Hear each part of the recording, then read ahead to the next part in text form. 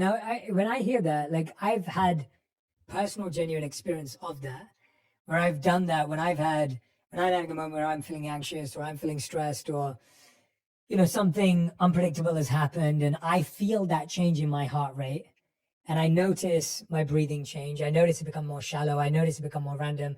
I know that when I'm practicing breath work, I'm able to come back to stillness. I'm able to come back to that sense of balance. And then I'm able to actually approach the issue at hand with more clarity, with more connectedness and a feeling of confidence.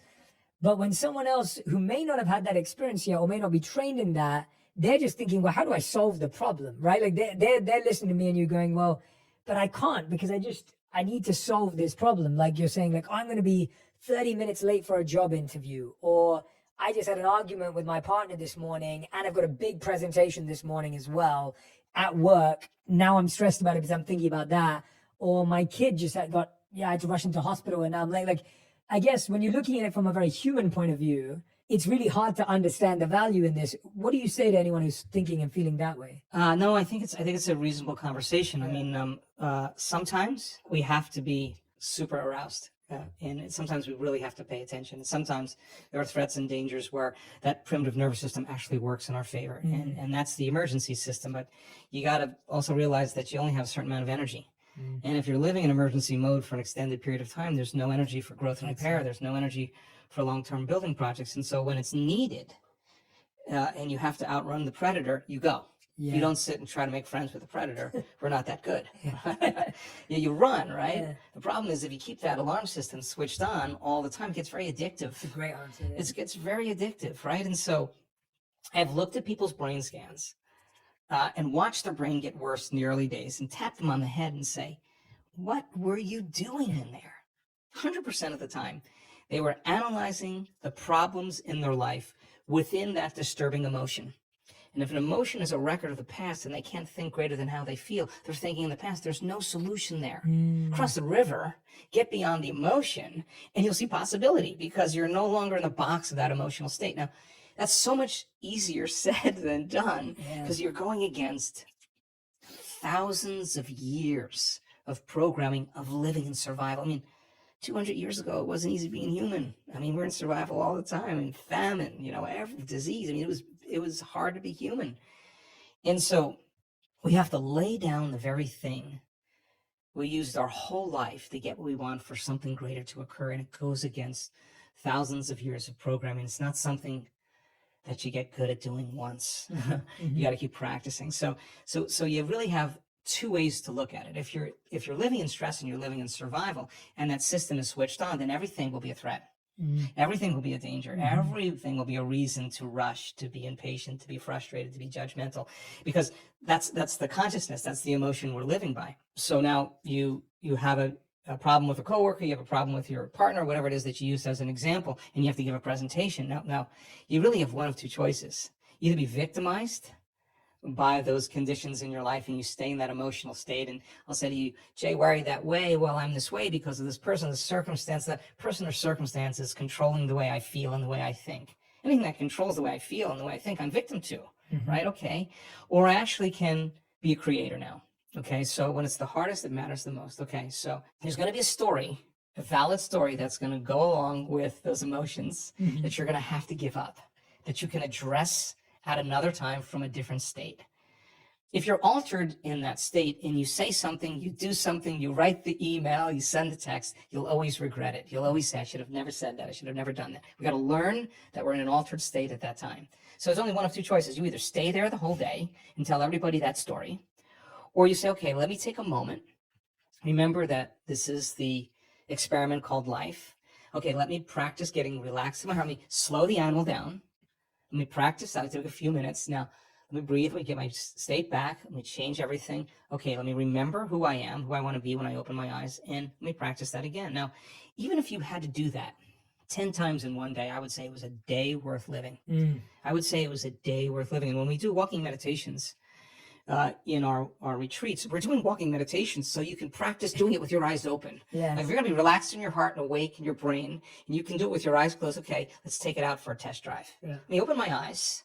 Let me pay a little bit more attention to my inner world. Let me practice feeling this feeling. Let me practice feeling this way, and let my brain do what it does. Let me let me change my physiology. Let me change my state.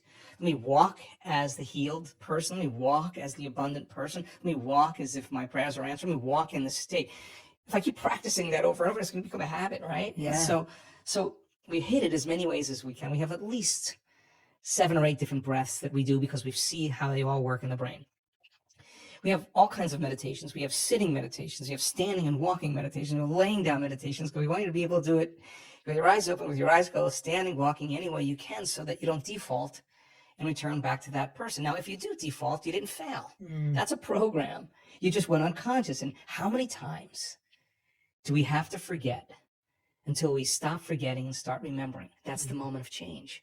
No one cares how many times you fell off the bicycle. If you ride the bicycle now, you ride the bike. So it's the constant process every single day. And I think that sometimes we look for evidence in our life and it hasn't happened. And I think it's so important that we still show up. Yeah. Yeah, because that's where you're changing the most. And when you get to that point where you could care less if it happens or not, because you feel so happy, so grateful for who you are, get ready because your life is going to begin to change in magical ways. I'm so proud of our community, not because they do the work every day, not because they're trying to be good or please anybody. They do it because they don't want the magic to really end. The experiment is too good. They're going to continue to be a creator in their life. So then when they change the way they feel and the way they think and they start seeing evidence in their life, they're going to remember what they did inside of them to produce that outcome, and they're going to believe they're creator of their life and less of the victim of their life, and that's empowerment. Yeah. And you can't take that away from anybody. You can't tell me now you're too sick to do that. You can't tell me you're too old to do that. You can't tell me you had a horrible past, you're too out of shape.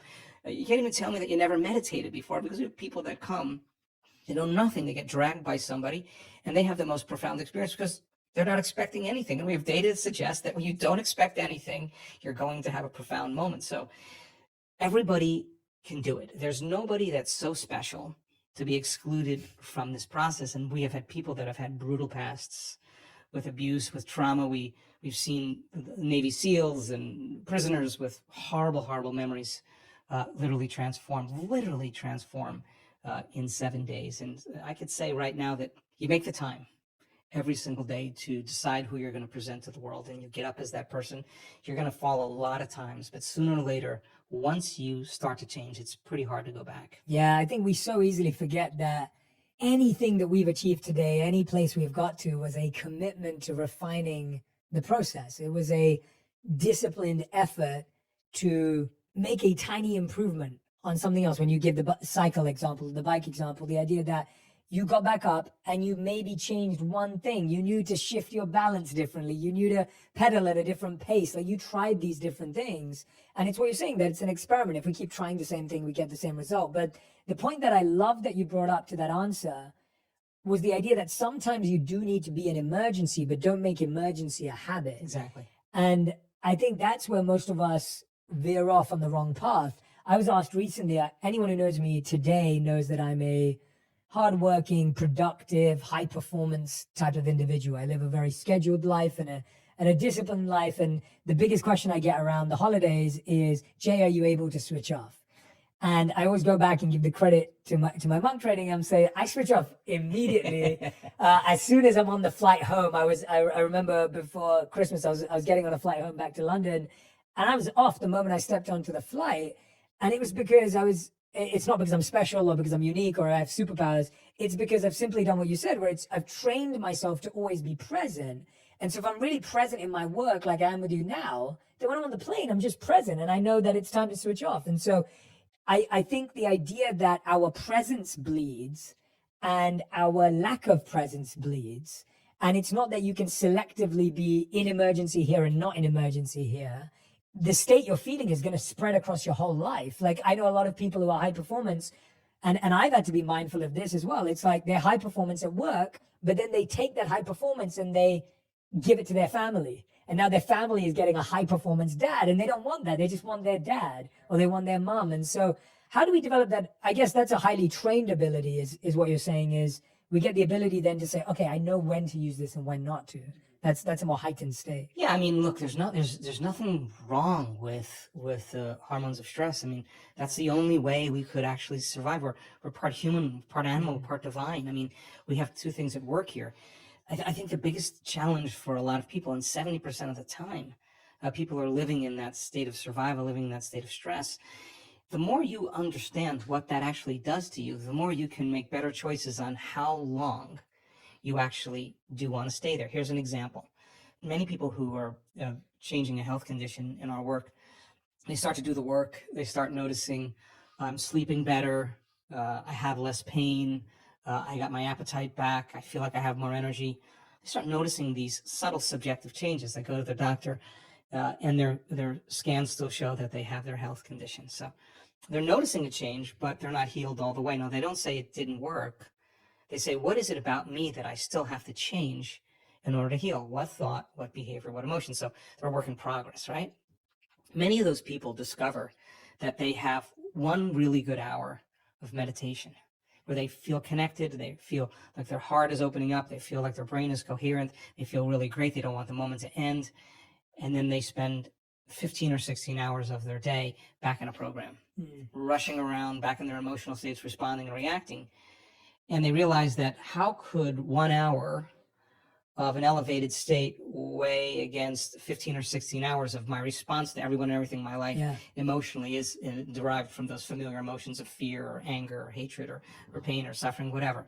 Okay, so now this is where the practicum actually goes to the next level, because they're no longer just sitting down and rehearsing who they want to be. They're actually rehearsing for their life.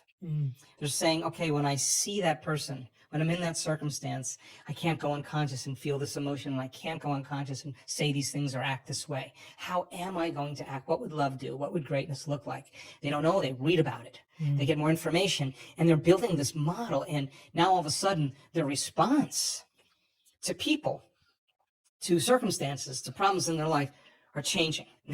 That's because they're changing. Then they notice that their health condition starts to improve a little bit more. Now they don't say, how come my Alzheimer's or my Parkinson's or my ALS hasn't healed? They're saying, how much more can I open my heart in my day and feel this with my eyes open all day long? If I understand that if I live by these emotions, I'm signaling genes ahead of the environment.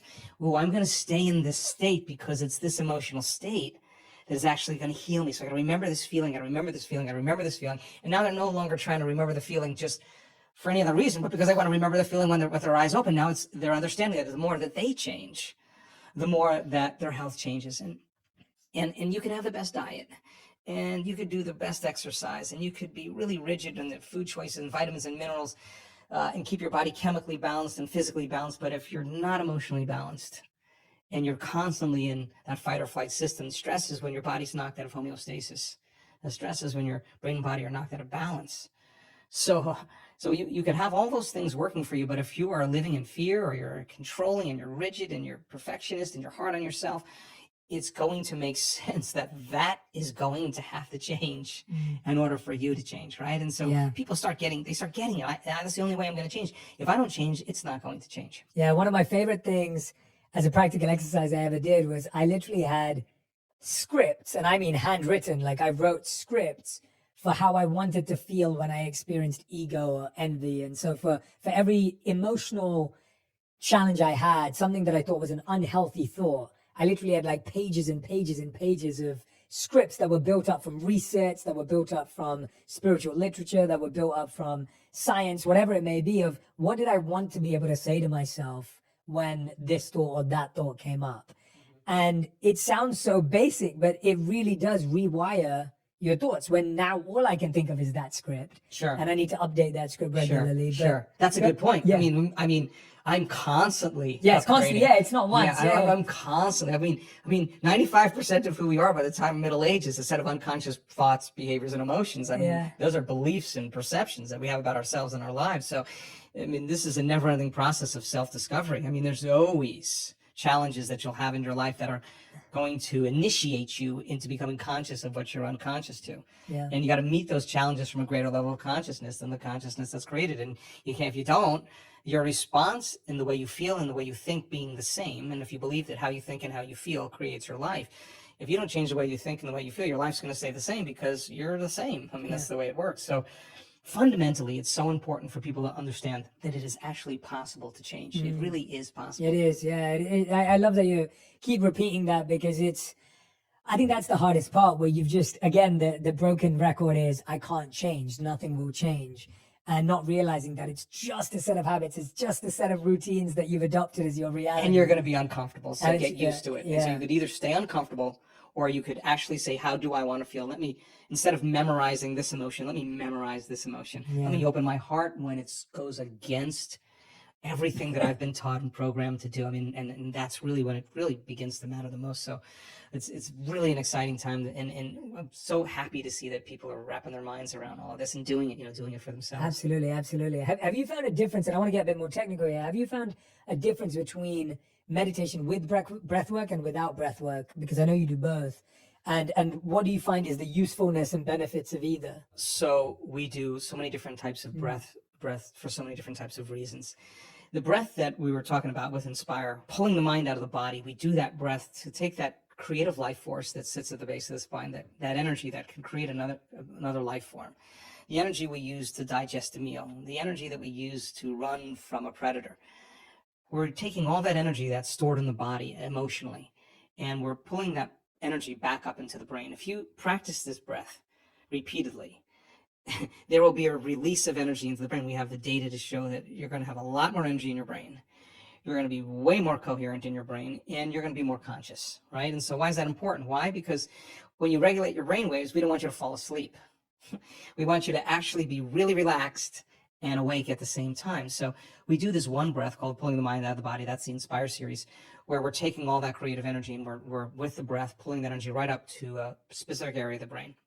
When you do that properly, your brain will go into an altered state. That's the reason why we do it. Then we do all kinds of other breathing, like breathing to change the heart rhythm. Sometimes when we're doing the laying down breath, when we're practicing getting into that mystical state, just when the audience is just starting to move into a slower brainwave state, we'll do a very forced inhalation, exhalation, over and over again, like a hiker's breath, only so that the person feels euphoric, and so euphoric that they don't want to fall asleep, and they'll move into a slower brainwave pattern, and the door between the conscious mind and the subconscious mind opens, and many times there's a mystical experience waiting for that person that's transcendental. So we do all kinds of different breathing techniques because we have different intentions behind each one of them. If people want to dive into those, where should they go if they want to kind of grab some of those techniques or get access? Are they only at the events? There's an online course that we offer called the Progressive Workshop. Great. In the Progressive Workshop, we teach a few of those breaths. And if you come to a week-long event, you'll have an opportunity to do all of them. And we start at 6 in the morning, we finish at, I don't know, Cancun, the last one we did, I think we finished at 8 or 8:30 every night. It was just a great group of people. And we go 7 days, and some mornings a little earlier, but you got a lot of practice. You got a lot of tools. So by the time you leave, you can use them in your life. Yeah, that's amazing. Yeah, for anyone who can't obviously get to the live events, then the online course will be helpful. But if you can, go along to one of them. And I think there's some good descriptions also in Becoming Supernatural, my last book, where we break it all down. And then there's some tutorials that we have on our website to help you with some of the breathing here. I love that. Joe, is there anything I haven't asked you about today, or anything that's on your mind and heart that you really want to share with everyone, or something you've been working on, or anything you feel compelled to share? Gosh, we covered a lot. We've covered a lot. We're doing some really cool research with random event generators, and random event generators are sophisticated coin tosses. The more you toss a coin, the more you're going to get 50-50 heads or tails, right? So this program machine generates about 1,000 tosses in a second. So you're looking at a very, very sophisticated machine. And if you run it for 30 minutes, you're going to see in time an equal number of ones or zeros or heads or tails, and you're going to see the straight line. When you get a group of people together with brain coherence and heart coherence, they're emitting a field. And when we do healings in our events, 100% of the time when we do those healings, those random event generators have dramatic skews to show that random events become less random and more intentional. And it's collective networks of observers that determine reality. And it's not the number of people, it's not the amount of energy, because it could be entropic. It's the most coherent energy. And we're causing a machine that's programmed to behave in a very, very different way. And I think that idea of community, of people coming together when everybody else is in fear, to show courage, when everybody else is in pain, to show compassion, when everybody else is in anger or hatred, to show love. I mean, I think by nature as human beings, I think we are wired to give, to connect, to commune, to take care of one another, to heal one another, to shine for one another. And our data is so exciting to actually support that theorem. Yeah, I love that you brought that up, and that's that's very macro and big as well, but also micro in that you're measuring people's daily experience. I think, when I think about families who live together, or couples or partners, or whoever you may be, when you're sleeping together, when you're waking up together at the same time, when you're sitting for meals together, when we realize, and we know that the science shows that your heart rates sync up, like your heartbeats sync up when you're with someone. And I think it's really interesting because I think today in our individualistic world, there's a big desire to do things at our own time, when we want, how we want. But if you're truly trying to build a relationship with someone else or build community, there's so much to be said for doing these basic practices at the same time together, right? It's really hard to be in community when you're in survival, because survival makes us put our attention on ourselves, right? And I think that when people are not living in survival, when they're out of survival, our nature really is community, is culture, is connection. And it starts with the self, then it starts with our closest relationships, and it builds out from there. And I think that's a healthy model, for the world. I mean, when you're working on yourself and I'm working on myself, and I'm okay with me and you're okay with you, we're going to be okay with everybody, and I think when we're not okay with ourselves, that's when it gets complicated.